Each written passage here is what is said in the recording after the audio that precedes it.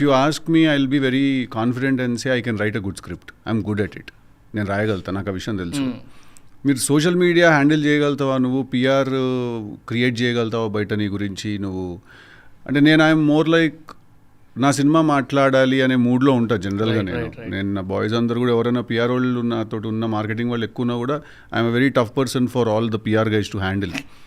ఇప్పుడు నిన్న కూడా శేఖర్ అన్న ఫోన్ చేశాడు. ఫోన్ చేసి అన్న హార్డ్ డిస్క్లోంచి ఆ బీటీఎస్ ఫోటోలో వీడియోలో ఏవో తీయన్నా బయటికి కొంచెం అప్లోడ్ చేద్దాం అన్న అంటే ఓకే గుడ్ గుడ్ గుడ్ అని ఆయనే ఫోన్ చేసి అన్న నువ్వు చేయలే కానీ నీ ట్విట్టర్ నేను క్రియేట్ చేస్తాను అని చెప్పి ఆయనే క్రియేట్ చేసి. So basically I don't know, it doesn't come very naturally to me. But నేను ఇక్కడ ఉన్నా చూడండి అనేది నాకు రాదు. I just don't know how to do that. I just feel like who cares where you are and more than that నాకు I don't like sharing too much to the world.